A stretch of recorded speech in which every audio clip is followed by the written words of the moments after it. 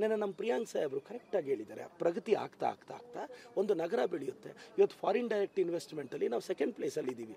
Migration ಜಾಸ್ತಿ ಆಗ್ತಿದೆ, ಬೇರೆ ಬೇರೆ ಸ್ಟೇಟ್ಸಿಂದ ಬಂದು ಬೆಂಗಳೂರಲ್ಲಿ ಬದುಕನ್ನು ಕಟ್ಕೊತಾ ಇದ್ದಾರೆ.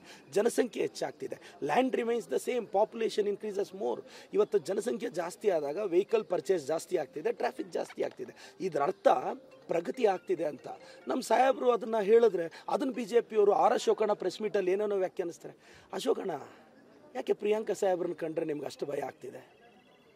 ಪ್ರಿಯಾಂಕಾ ಸಾಹೇಬರು ಈ ರಾಜ್ಯದ ಫ್ಯೂಚರ್, ಮರ್ತೋಗ್ಬೇಡಿ ಅಶೋಕ್ ಅವರೇ. ನೆನ್ನೆ ನಮ್ಮ ಪ್ರಿಯಾಂಕ್ ಸಾಹೇಬರು ಕರೆಕ್ಟಾಗಿ ಹೇಳಿದ್ದಾರೆ, ಪ್ರಗತಿ ಆಗ್ತಾ ಆಗ್ತಾ ಆಗ್ತಾ ಒಂದು ನಗರ ಬೆಳೆಯುತ್ತೆ. ಇವತ್ತು ಫಾರಿನ್ ಡೈರೆಕ್ಟ್ ಇನ್ವೆಸ್ಟ್ಮೆಂಟಲ್ಲಿ ನಾವು ಸೆಕೆಂಡ್ ಪ್ಲೇಸಲ್ಲಿ ಇದ್ದೀವಿ. ಮೈಗ್ರೇಷನ್ ಜಾಸ್ತಿ ಆಗ್ತಿದೆ, ಬೇರೆ ಬೇರೆ ಸ್ಟೇಟ್ಸಿಂದ ಬಂದು ಬೆಂಗಳೂರಲ್ಲಿ ಬದುಕನ್ನು ಕಟ್ಕೊತಾ ಇದ್ದಾರೆ. ಜನಸಂಖ್ಯೆ ಹೆಚ್ಚಾಗ್ತಿದೆ. Land remains the same, population increases more. ಇವತ್ತು ಜನಸಂಖ್ಯೆ ಜಾಸ್ತಿ ಆದಾಗ ವೆಹಿಕಲ್ ಪರ್ಚೇಸ್ ಜಾಸ್ತಿ ಆಗ್ತಿದೆ, ಟ್ರಾಫಿಕ್ ಜಾಸ್ತಿ ಆಗ್ತಿದೆ. ಇದರ ಅರ್ಥ ಪ್ರಗತಿ ಆಗ್ತಿದೆ ಅಂತ. ನಮ್ಮ ಸಾಹೇಬರು ಅದನ್ನು ಹೇಳಿದ್ರೆ ಅದನ್ನು BJPಯವರು ಅಶೋಕಣ್ಣ ಪ್ರೆಸ್ ಮೀಟಲ್ಲಿ ಏನೇನೋ ವ್ಯಾಖ್ಯಾನಿಸ್ತಾರೆ. ಅಶೋಕಣ್ಣ, ಯಾಕೆ ಪ್ರಿಯಾಂಕಾ ಸಾಹೇಬ್ರನ್ನ ಕಂಡ್ರೆ ನಿಮ್ಗೆ ಅಷ್ಟು ಭಯ ಆಗ್ತಿದೆ? ಪ್ರಿಯಾಂಕಾ ಸಾಹೇಬರು ಈ ರಾಜ್ಯದ ಫ್ಯೂಚರ್, ಮರ್ತೋಗ್ಬೇಡಿ ಅಶೋಕ್ ಅವರೇ. Thank you madam.